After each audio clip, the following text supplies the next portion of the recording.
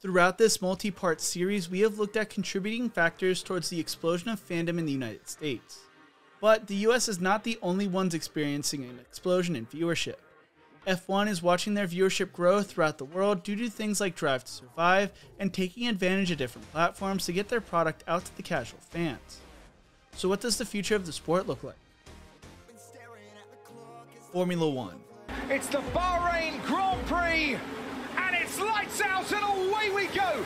It is a sport where emotions run high. The championship can only be won by one, and it's going Dutch in 2021! From the excitement of winning a world championship, Max Verstappen, you are the world champion! to the heartbreak of defeat. No, Mikey, no, Mike, that was so not right. Sport is special, and in recent years, I have fallen in love with the sport known as Formula One, aka F1. And I am not the only person in the United States to do so. The popularity of F1 in the States has exploded, and looks to be continuing in an upward trajectory going into this season. ESPN viewership numbers of the sport are up 28%, with broadcasts across ESPN, ESPN2, and ABC averaging 1.21 million viewers, although the championship fight was wrapped up with weeks left in the season.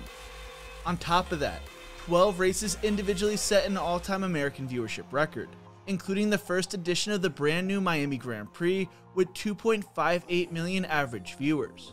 The 18 to 49-year-old demographic is up 29%, while the 12 to 17 is up 49%, along with seeing an increase in the female demographic. This coming season, we will see 3 races in the United States, and for the first time since 2015, the grid will have an American driver in Logan Sargent. The sport is growing, and it's growing fast in the United States, but it begs the question, why now? I want to answer that question, so through this 8-part series, I will be looking into why F1 is finally finding so much success in the United States, and what the future of the sport may look like. You are not going to want to miss this. For an extended period of time, F1 was watching their primary demographic grow older and older, but it wasn't viewed as a major problem for those in charge. In 2014, with TV audiences in decline, F1's former CEO Bernie Ecclestone famously dismissed trying to appeal to the younger audience or embracing social media, saying, "Young kids will see the Rolex brand, but are they going to go and buy one?" Ecclestone was naive, thinking he did not need to create a pipeline of new fans. He thought older fans would just migrate over to the sport. When Liberty Media took over, they felt like this was a bad idea. They opened the paddock up for fans to enjoy. This led to fans of all ages to fall in love with the sport. Fans got to see their favorite drivers on things like TikTok, Instagram, and live stream through things such as YouTube and Twitch. It gave a face, name, and personality behind the visor. There are team allegiances, of course, but fans nowadays are less likely to follow nationalities or team history. Those personalities truly mean more. One fan told The Guardian, "I really like Alex Albon. I know his car is not great, but he's fighting with a smile on his face, having fun, and he's got real character.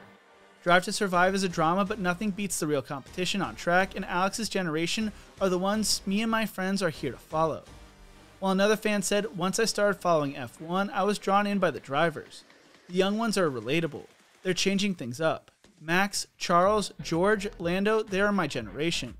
They're on social media, TikTok. You feel like you know them, and that through them, you know the sport." The bounty from this new audience has been large. F1 measures its global viewing figures across its 23 major markets worldwide. This season, almost every race has been up more than 10% on the 2021 numbers. Silverstone had a 41% increase, Hungary and France 15%, and the Miami race attracted the largest audience for a live race in the US of 2.2 million. After the opening 7 rounds, the average audience per Grand Prix was 22.9 million, up 11% on 2021. Fans are finding a way to spend money on the sport and continue to get invested. It also makes the rivalries a lot more fun to watch. While the cars and teams are the brand, the drivers are the sport, and there's a reason why guys like Daniel Ricciardo open up as the main character of the first episode of Drive to Survive. Apple has an F1 movie starring Brad Pitt and Lewis Hamilton documentary on the docket, while Disney-backed Hulu recently inked a deal for a new half-hour, scripted series in partnership with McLaren racer Daniel Ricciardo. 6 years ago, worldwide viewership for the sport was down by 110 million, from its 500 million peak in 2012. Formula One has learned that actively building creative content and narratives around your biggest stars is essential to drawing in fans. It will be a key driving force to keep fans invested and to continue the growth of the sport in the future. Formula One also has the goal of continuing to innovate the automotive industry, with plans to run cars that no longer rely on fossil fuels by 2030 and could be done by 2026 when the new engine regulations start. F1 writes, the new F1 power units will run on fully sustainable fuels thanks to intense research and testing from Formula One and partner Aramco. This means that no new fossil carbon will be burned, with carbon instead being derived from non-food sources, genuine municipal waste, or even out of the atmosphere.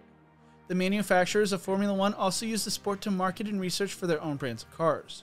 With the auto industry looking to be going in the all-electric direction, so will F1, who plans to lead the innovation. The current 1.6-liter V6 turbocharged internal combustion engines will evolve, including a far more powerful electrical component.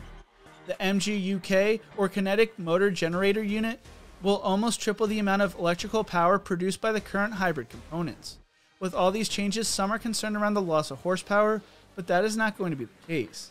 It will still have over 1,000 horsepower, but will also use less fuel.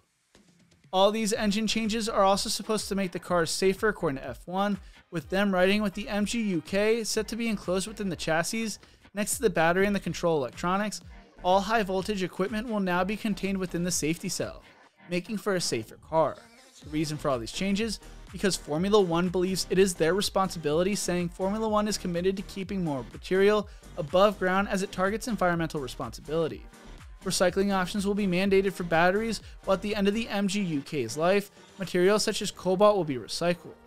With these new power units, the future of F1 will be just as fast and exciting as ever, but more sustainable, relevant, and responsible than ever before. As we close out this crazy journey, we can now see how Formula One became so popular in the States and beyond, and why they will continue to thrive. I believe Formula One is going in a good direction, and I cannot wait to see what the future brings for them. It's a sport I have fallen in love with and can't believe I was missing out on for so long. It's been crazy to watch the explosion of popularity, having first come across the sport over the summer of 2019 when my college buddy showed me the documentary. It's something I now always try to find the time to watch. I'll get up at 4 AM or stay up till 3 AM to watch races and qualifying. I talk to my buddies about the sport and try to bring people into the sport whenever I have the chance. I have fallen in love with the drivers, and while Sir Lewis Hamilton is my favorite driver, I can't say there is a driver I dislike or root against. I buy all the video games, something I didn't even touch in my docuseries and may have to talk about in the future, and I have an F1 TV membership. I will always remember taking an early train home from New York City last summer on a Saturday morning. Qualifying was going on, and I did not want to miss it, so I pulled out my cell phone and started watching it. When I lifted my head up and looked around the train, I saw a handful of people doing the same exact thing. Or there was the time I was rewatching Drive to Survive on a plane, and someone made a comment to me about it. For the next 2 hours, we talked non-stop about F1. And finally, the last story I will share occurred during the Russian Grand Prix 2 years ago. I was getting off the plane until all of a sudden everyone came to a stop. It was the end of qualifying and everyone was trying to catch the results as the last few cars came across the line. No one cared about making connecting flights. Instead, we were all bonded over Formula One. I know the way I fell in love with the sport of Formula One may be considered controversial according to the OG fans, but I don't care. I love the sport so much, I made this multi-part documentary about it. The sport has seen amazing growth in the States over the past few years, which is amazing, but the best of all is how the new fans bond over it, whether you're a Lewis Hamilton, Verstappen, or Charles Leclerc fan. Every fan I come across just loves finding another person to talk about the sport with. I believe Formula One is not only here to stay in the United States, but I think it will continue to grow here. From Drive to Survive, to American drivers, to even new American manufacturers, it is awesome to see how everything has come to be in such a short amount of time.